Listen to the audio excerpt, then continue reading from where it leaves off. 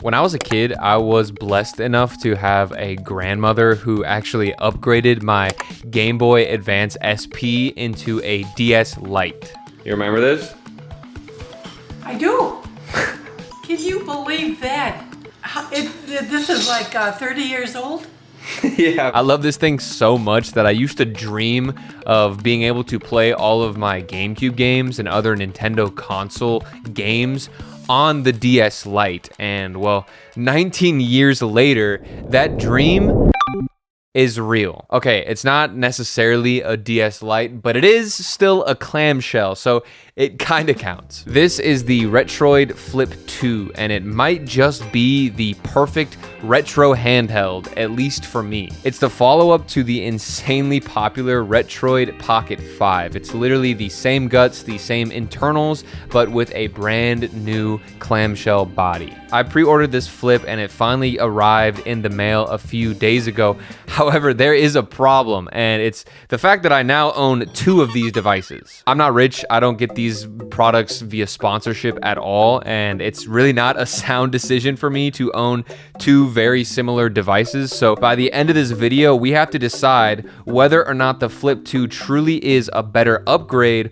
or if we should just keep the Retroid Pocket 5 and return this thing.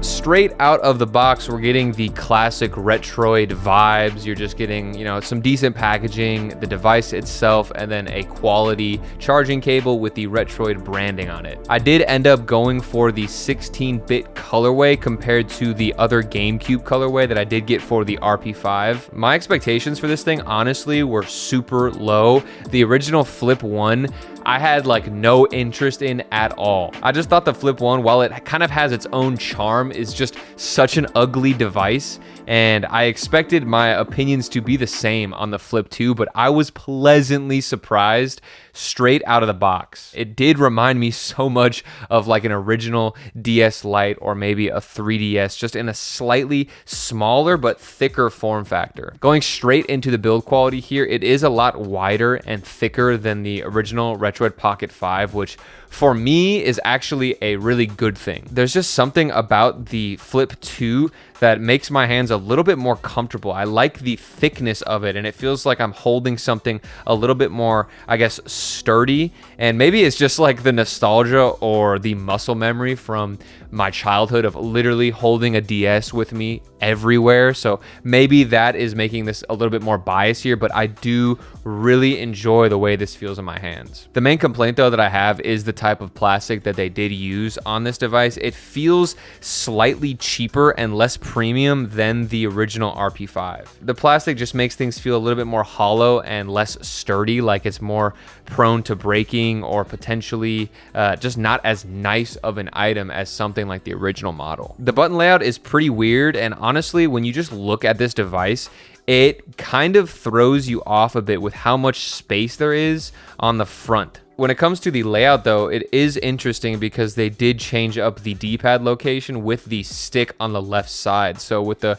RP5, you've got the D-pad on the top, but here it's reversed. So the stick is on the top and the D-pad is slightly below it. It does take some getting used to holding this device because, you know, on a DS, you've got your buttons kind of on the side, but here you want your thumbs to push all the way towards the middle of the bottom. And I think that alone was a little bit of a learning curve, but it's something that you can adjust to, and after a while it becomes very comfortable. I've had no issues so far with the comfortability of this device. The quality here on the buttons is very high, which is very typical for Retroid. You've got their usual D-pad alongside their fantastic Hall effect sticks. The D-pad is very precise and very clicky, but it doesn't fatigue you too much whenever you are playing games, and overall it's just so hard to beat Retroid controls. Everything's pretty much the same as the RP5 besides the buttons, and this is where I found the first biggest difference here when it comes to the controls. The RP5 had super hollow and loud sounding buttons, so I actually wasn't the biggest fan when it came to playing this device for long periods of time, or especially in any games where you've got to button mash a bunch. But then on the Flip 2, these buttons feel much more sturdy and less hollow, and you're also getting less noise whenever you press them down.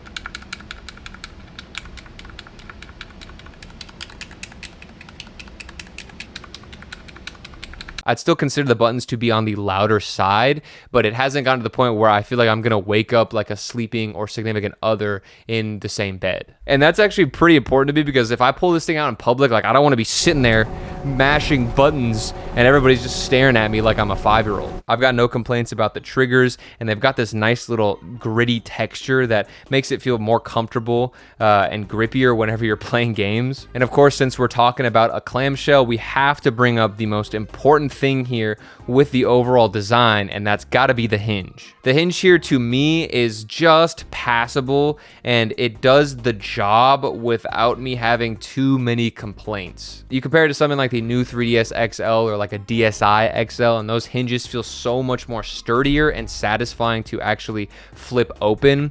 Meanwhile here, it just feels slightly on the cheaper end. It basically only has one viewing angle, and I have seen some people complain that it's just slightly too upright and they would prefer it to be sitting a little bit further back with the screen on that one default hinge mode. The top lid and screen is also pretty lightweight, so closing the device doesn't feel as satisfying as something like maybe the 3DS or other clamshells that you've held, because those are just thicker and heavier on the top, so you're getting a more satisfying close.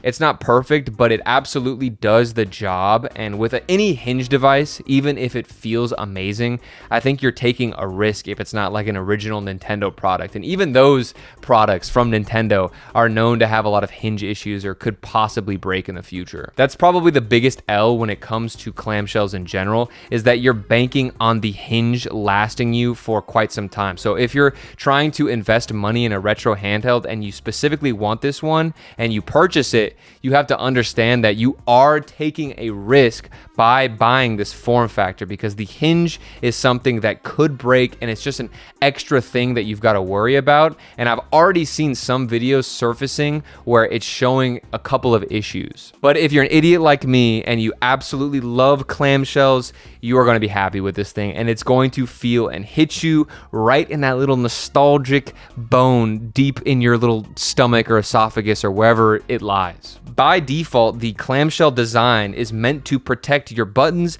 and your screen, and essentially just act as a case for your device. So you can just throw this thing in a backpack after closing it, and you don't have to worry nearly as much as something like the original Retroid Pocket 5. There's so many scratches on my original GBA SP that would have gone to the screen had it not been a clamshell, and that type of logic can also be applied here. And on top of that, this might sound really stupid, but there's like something psychologically nice about closing the device and putting it to sleep and then being done with your gaming session. And now we can talk about the dreaded pie chart on the front of this stupid device. Why did they ruin this thing with a like PowerPoint pie chart? It infuriates me so badly, and I photoshopped it off to see what it would look like, and it's so much cleaner. Like, why? Now, when it comes to specs and technical details, this thing is, like I said in the intro, the exact same thing as the Retroid Pocket 5. It's got the Snapdragon 865 or the D1100 if you want the cheaper but less powerful option. We're getting a 5,000 milliamp hour battery, which is solid for retro games. If you're playing anything that's just low end, you're gonna expect to get anywhere from 8 to 12 hours, and that's on like SNES or GBA. But then you move into GameCube and PS2, which is kind of middle tier, and you're gonna look at 5 to 6 hours of gameplay. And finally, it'll top out on the high-end emulation with things like Switch for roughly like 2 to 3 hours, depending on how much you're pushing the actual device. But the biggest selling point spec-wise of this little DS Lite lookalike is the OLED screen. Just like the RP5, this is one of the best screens that you can get right now in a retro handheld, especially at this price point. The saturation, the deep blacks, everything just absolutely pops on this bad boy. And then you start adding things like filters and overlays, and you're looking at one of the best experiences that you can get in modern times to play retro games. This is a mid-tier emulation monster, so you're looking at pretty much perfect GameCube, PS2, and Wii throughout. When it comes to GameCube specifically, this thing just absolutely kills it, and I haven't noticed any slowdowns with almost anything I've thrown at it.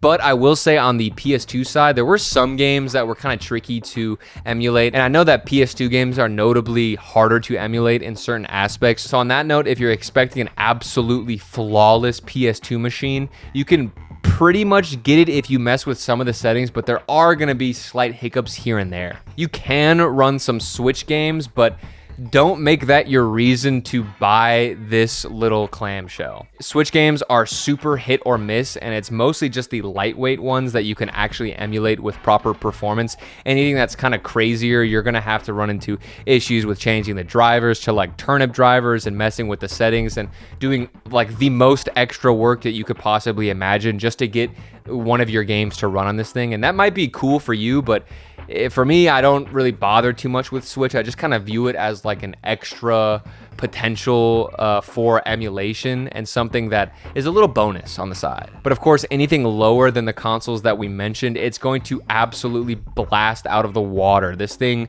looks so good with the OLED screen, and then you pair that with some custom shaders on top of an overlay, and you're getting a just wild, surreal experience in a clamshell. Like, this makes me so happy seeing this device running my childhood favorite GBA games in the style and the premium quality that it is. The Flip 2 though does run Android, so it's not going to be plug and play. If you buy a device like this, you have to expect to put in the time to set things up. Basically, you're going to be stuck watching retro game core guide videos for like a good hour to 2 hours, and then continue tinkering even with games as you get more involved and invested into the system. For me, that's a fun part, and customizing the device actually makes me feel like it's more unique and personal to me, so I enjoy that part, and I'll go ahead and show you just everything that I've done with the device. Most people use a front end like ESDE, but I actually prefer to use the front end called Beacon,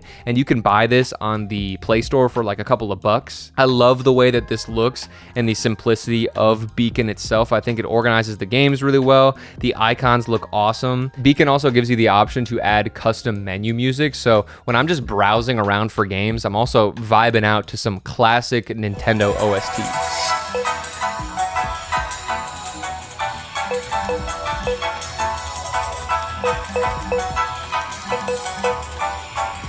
And because we're on Android, that also gives us access to all of the Android games in the Play Store, which if you haven't tapped into, there's some fantastic Android games. And we've got Balatro. And I've also really enjoyed playing Minecraft on this thing. I started my own little world and I'm barely getting into it, but I have found it to be a really pleasant and enjoyable experience just messing around and, you know, starting out a new world. And now I'm about to put you on, okay? Let me show you the secret sauce that I have discovered with the Flip 2 that to me just like knocks it to the next tier. Now be warned, this might look and sound so stupid to so many of you, but just hear me out. Since it's running Android, you can install things like Anki, which is just a bunch of flashcards, or something like Duolingo or any other learning app, and then you can use it to learn a language or whatever it is that you're studying. So with Anki, you can actually use the built-in controls to review and go over different flashcards, or turn to the next page, turn to the next flashcard,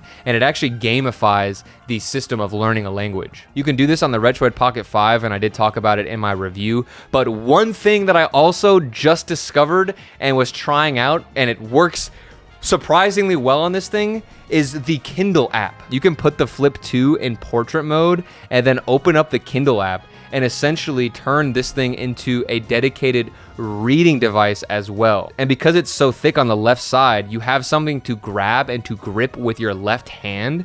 So it's actually really comfortable to hold. And then what I've been using is the Dpad to scroll between pages. So I don't even have to use my finger anymore to like tap the pages or anything like that. I'm using the buttons to scroll back and forth between the book. And I know this looks so stupid and insane. But come on, bro. Like, you're getting a retro handheld, and now you can potentially read on this thing too when you're out and about. To me, that's just like an added win. That's a bonus. And it actually works. Like, this seems like a gimmick, but I'm telling you, as somebody who owns a Books Palma, I know that it's nice to have a separate device to try and read, and this could fill the niche of your retro gaming alongside reading. When you put it up against other items on the market, I feel like the Flip 2 really satisfies and fulfills its own little niche. The RG406H is a pretty good alternative, and it's $60 cheaper for decent or mid-tier emulation that can hit GameCube and some of PS2, but the screen on this thing isn't even nearly as good as the Flip 2 or the RP5, and the ergonomics might be a little bit more comfortable on this device that I have heard from others, but I think that it's just worth it to splurge a little bit more on the cash and the price of the Flip 2 or the RP5. The Odin 2 Portal now is on the other side of the spectrum. It's the more expensive option. It's like $110 more expensive. It's got better chipset, and it does have a 120 hertz screen, and it is a lot bigger, so the portability has gone down the drain, but you get all of that power instead. And to me, these like really high expensive devices have never had much of an appeal, because like I don't find it that fun to emulate Switch games, because I think it's just so annoying to tinker that extremely with each individual game and go through all the drivers. And then on top of that, like some Switch games, and a lot of them just like simply don't emulate well. So for this amount of money, I feel like you're not getting as much of a return, which makes sense the more expensive you get with the devices. And then finally, we can compare it to the one that started it all, and that is the original Retroid Pocket 5. The RP5 feels a little bit more premium, and to be honest, with the form factor and the fact that it's not a hinge, it's probably the safer bet with your money. You're less likely to run into hinge issues or potential build quality issues, and the plastic is a little bit more high quality and better feeling on this device. I also think a majority of people would find it more comfortable to play on the Retroid Pocket 5 versus the brick of a clamshell that the Flip 2 is. In my situation, I do prefer the ergonomics of the Flip 2, but I understand that I have a lot of nostalgia with things like the DS Lite, so I might not really be the best like person to listen to in that aspect, because I have so much nostalgia with the DS and my hands are just used to playing in clamshell devices. But the Flip 2 is more portable because you can close it and just not worry about the buttons or the screen whatsoever, and it's a little bit more satisfying to use in that way. So it does have absolutely its own use case. And so for me, I think the Flip 2 is just like a little bit more niche, but it's gonna satisfy that specific group of people way better than the original Retroid Pocket 5. I'm serious, this has scratched some type of itch that I've had for so long when it comes to a 3DS or a DS in the modern times. And while we're not getting the dual screen yet, I do think that this is my new favorite retro handheld, and the one that I would recommend to anybody that is a fan of clamshells. But just remember, if you're spending your hard-earned money on a hinge device, it is a lot more riskier to break and to run into issues than something like a Retroid Pocket 5 original that just has that flat horizontal layout. So now we can decide which one of these two bad boys am I actually going to be getting rid of. And as you could probably guess by my moaning and creaming throughout the entire video of clamshell devices, I will be keeping the Flip 2 and then selling the RP5 on eBay. This thing is great. I think it would fit most people, but I'm just a DS Lite kid, bro. I grew up with the DS, and I just, of course, I can't get over the nostalgia for a hinge device. I'm still just waiting for that day where we actually do get a dual screen emulation device, and that is going to be a glorious, glorious moment. But yeah, that's it. We're almost at 10K. So if you're watching this, please consider subscribing and like the video if you enjoyed the review. It helps out so much. And I just really appreciate all of the love and the growth that this channel has received the past few months. As usual, I do make music and I rap. If you want to listen to that, the link is in the description below. But until then, I hope that you guys have a great week, and I'll see you hopefully in the next video. Too much, don't say too much. You trying to make plans with a plastic touch. I'ma hit you right right back with a peace sign. I'm a sucker for the short, not a long time. Never drop plan A for the beat line. Even if your name etched on a street sign, I'ma hit you.